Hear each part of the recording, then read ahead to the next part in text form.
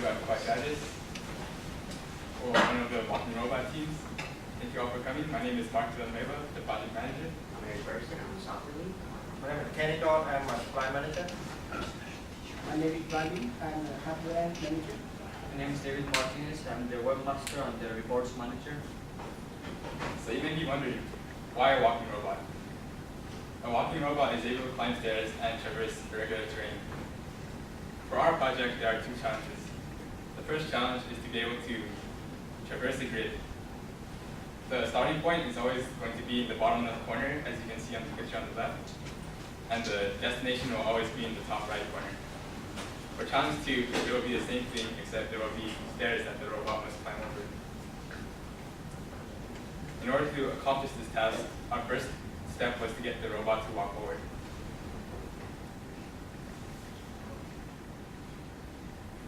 And now I'll pass it to Bob to explain the robot's design. Thank you, Mark.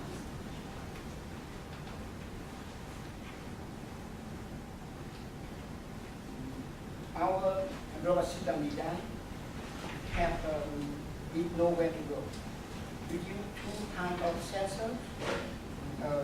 Magnetometer will do the orientation, and there are 3 internet verifiers will detect digital to optical, and then the data collected by this sensor will be sent to a microcontroller, namely Arduino. The microcontroller will do the processing necessary to give instruction to the servo controller. Then, based on the instruction, the servo controller will be able to control the movement of the servo so that the robot can turn and climb those stairs, as we see later in the video clip. And for our robot's view, we use 4 legs set up under a rectangular chassis of 6 by 9 centimeters. And on the chassis, we assemble an Arduino Uno microcontroller, a servo controller shield, custom design PCB, and HDD servo. There's also magnetometer on the top of the robot, and a LiPo battery at the bottom of the above components. And so overall, our robot weighs 12.8 ounces, and its 3-dimensional measurements are 6.5 inches by 4.5 inches by 6 inches. Next, I will pass the presentation to David, who will explain the operation of component in more detail. Thank you. Thank you, Juan. So the brain of our robot is an Arduino Uno with the 8-mega 3280p microcontroller. This microcontroller has up to 6 PWM outputs, but we're not actually using them to control the servos. We're only going to use the I2C communication to talk to the servo controller shield, which will actually control the servos. So this servo controller allows us to have 12-bit PWM and to control up to 16 PWM outputs. The servos that we're using, as Pat said, there are 9-gram mini servos, which allow us to have the full 180 degrees of movement. We have tested them, and when moving the robot, the maximum current that we're drawing from all of them is 1.04 amps. And now Kenny will talk about the power supply. All right, thank you, Dave. For power supply, we use 2-cell LiPo battery with 7.4 voltage and the capacity is 1300 milliamp hour. And we also use our custom PCB design step-down voltage regulator. We step down to 5 volts for the servo controller and 2.8 volts for the sensor and magnetometer. And we place the magnetometer on top of our robot to check the orientation of the robot. The triple axis compass magnetometer gets the X, Y, Z component of the vector pointing to the magnetic north to navigate the robot to the end. So here is Eric going to talk about the red pipe.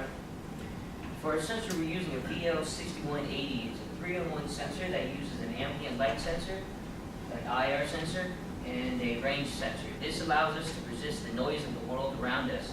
And we have found that the sensor is accurate up to 5% of its actual readings. And our range for this is between 40 millimeters all the way up to 170 millimeters. And the way that we're going to use this is that we're going to attach it to a servo that's in the front, and we're going to act as if we have many of these sensors in front of us. And we're going to use it to measure the range in front of us within a certain amount of degrees that we know, and it's going to draw the world in front of us. And with this information, we're going to convert a polar coordinate back into a Cartesian coordinate, which will allow us to detect the height of the stairs that's in front of us and how far we're away from it. And on the left is the floor, and on the right, we're measuring the stairs. And this is from real measurement that we've got from the sensor. Next up will be Mark. Talk about the stoppage. So this is a general flowchart of our navigation algorithm. The robot will begin by scanning in front to see if there's an obstacle. And if the path is clear, it's just going to continue to walk forward. Otherwise, if there is an obstacle, it's going to scan the distance at various angles to determine if it's a wall or stairs. If the obstacle is a wall, it's going to turn to avoid it, and if it's a stair, then it's going to climb over it. And it's going to continue walking forward and keep track of how many steps it has taken. If the number of steps is less than a certain value, then it will know that it's not near the end of the destination yet, so it will turn and go towards the end of the route.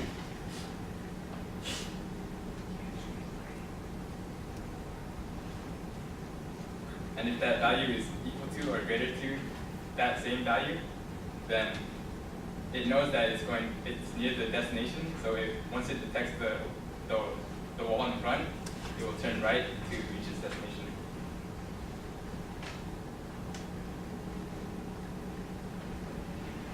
And now Kenny will talk about the budget and the milestones.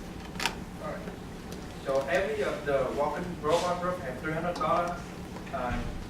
Up to this point, we only use $255. We still have $45 remaining. The most of the money we use is for the servo motor and the sensor, because we do a lot of testing. So we break some of the servo, so we need to buy a servo, and then we put like 3 sensor on the robot. So the sensor is expensive, so that costs a lot of money. And then we use this marathon to keep track of our progress. On February 28, we will be able to finish outlining robot component. Middle of March, our robot will be walking forward. Middle of April, we'll be able to communication between sensor and the servo. On April 25th, our robot is walking autonomously and navigate on the ridge. On May 4th, which is yesterday, we'll be able to detect and climb down the stairs, and we will be ready to competition on May 7th. Here is some of the video that we commit to challenge. So here's challenge 1. The robot will begin by facing right, and then it will walk a number of times to get to the center of the course. And then it's going to reorient itself to face upwards. And then again, it's going to walk a number of times. It's going to stop and then check its orientation. And if it's straight, it's going to continue to walk. And this repeats until a wall is detected or